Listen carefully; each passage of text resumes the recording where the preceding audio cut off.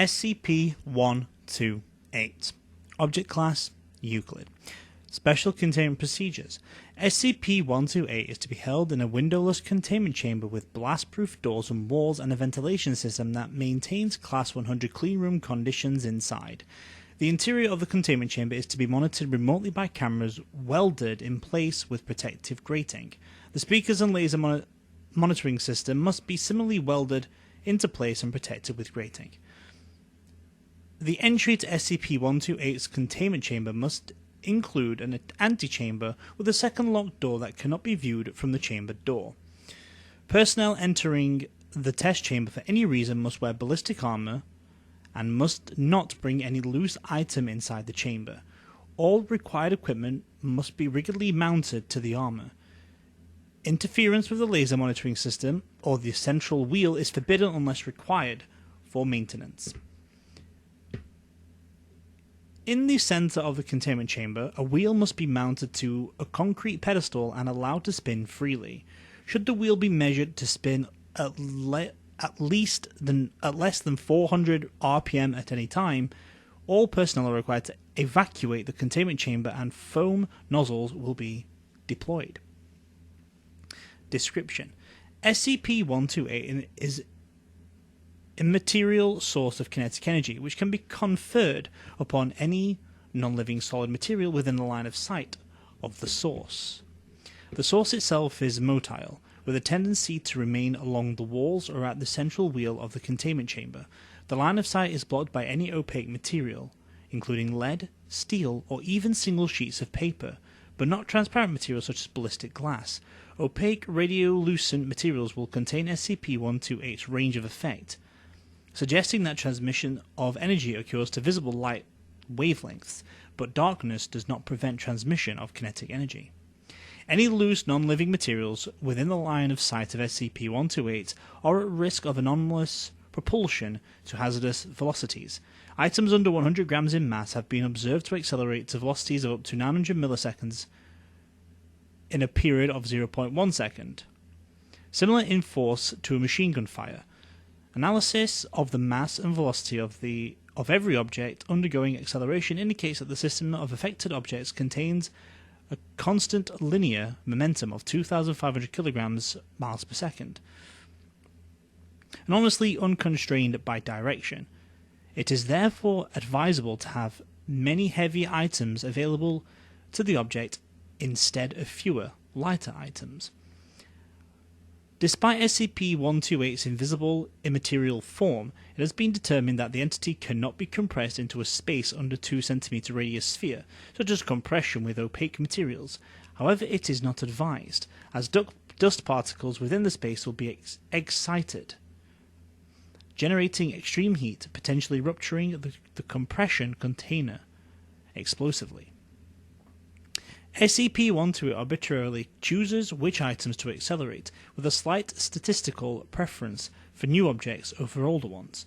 Despite the existence of some form of acceleration choosing, tests do not indicate an active sentience directing the choice, with one exception. The object does not accelerate living material, with its own parameters regarding what is considered living.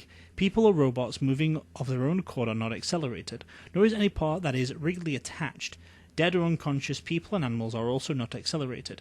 Unmoving but unconscious test subjects report a light tugging in the presence of SCP-128, which immediately stops at the first sign of movement or animal-like characteristics.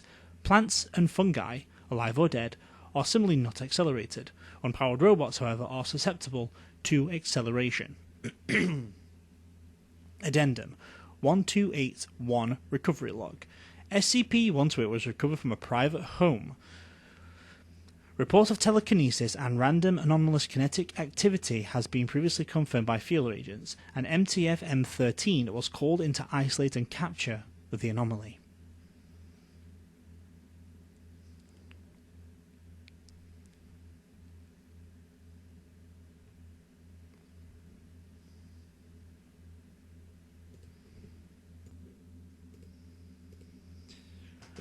Okay, equipment check. Tranquilizer pistols? All pistols loaded and checked. Ballistic armor? Armor check. I'm not used to carrying this ordnance. It's standard issue for this sort of intangible. We had to dig deep in our files, had to look up old references. SOP on this dates back to 1968. If someone was called a poltergeist back then. A poltergeist? That is old. Type 1 or Type 2? It could be a Type 1, a telekinetic vector associated with a deceased person, but field agents said that there's considerable domestic strife in the home. It's most likely undifferentiated kinetic energy from a latent Bixby under extreme stress. Type 2. That's why containment involves the pistols. Try and call inhabitants, and it should shut down the anomaly long enough for us to figure out whose astral it is. The standard EMP tools offer containment of an autonomous intangible.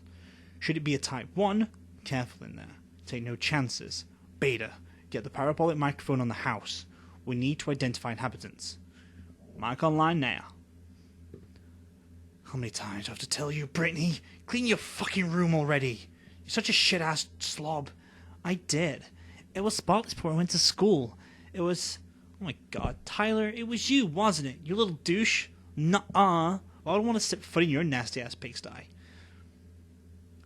Considerable domestic strife, you say? Yeah. Just get in there and put them all to sleep. They could use the nap. And be careful with loose objects. Confirming 3 targets. Move out. The sounds of leaving the containment vehicle, approaching the house, and bashing in the door. The sound of a tranquilizer pistol being fired. The sun's down. He looks young. Beta check his vitals. Make sure the drugs aren't too much for a shock to his system. The doctors collaborate to someone at least 40 kilos. Gamma, Delta, find the father and daughter now. Footsteps through the house. Sound tranquilizer pistols. Father's down. Reaching for a shotgun. Hope we got him first. Good work. Gamma, Delta, find the daughter. Tracked her to the bedroom. There's stuff everywhere. Here, like a tornado ripped through here. Shades are pulled. She's got a pet hamster, but I don't see her. Trying the closet. Careful, Delta. That's probably the source of the poltergeist activity. Roger that. I just got in the face with a pillow. Quick, Delta. No, quick, Gamma, Delta needs backup. Screams heard. A sound of wood splintering. A sound of tranquilizer pistol firing. Daughter is down. Repeat, daughter is down. Chair just got thrown against the wall. Bookshelf falling over. Activity increasing. Marbles. She has marbles. Ow! We got Type 1. Get out of the room. Delta, damage it. Everyone out! Grab my hand and pull. Wait, it's the hamster. It's a fucking tornado hamster. Tranking the hamster. Delta, no! The darts aren't calibrated. Sound of tranquilizer pistol firing. Hamster down. Why aren't stopping? I tranked your... Everybody out. Delta down. Close doors. Get ready for Type 1 containment. Closing notes. EMP deployment for Type 1 poltergeist containment functioned as expected, but failed to contain the anomaly. MU-13 Gamma backed the MTF truck through the residence wall into the daughter's bedroom and opened the back doors. When the anomaly was observed to be inside the truck, the doors were shut and backed was called to tow the truck with accelerated debris in the armored trailer. Cover story of tornado striking the house was released. Addendum 1282, Principal Researcher's Notes. SCP-128. Despite what the recovery log would say, this is not a poltergeist. Poltergeists are an obsolete term. Anyway, this is not a spirit or a consciousness as we might think of the term. It can't pass through walls or the like. This is a source of kinetic energy. I've updated the description to show this. It's hard to say what precisely it is, but it appears to be best thought of as a whole through which a constant momentum enters this universe. How this is accomplished is still the subject of further tests. In addition, the hamster did not have direct control over the phenomenon. If the hamster had conscious control, then the phenomenon would have ceased with its termination. Instead, if we continue the analogy of this being a hole, then the hamster was a valve covering the hole, which would be opened or closed to allow in more or less momentum. This valve appears to have been struck open. So all the talk about us having a ghost of telekinetic hamster in containment should stop.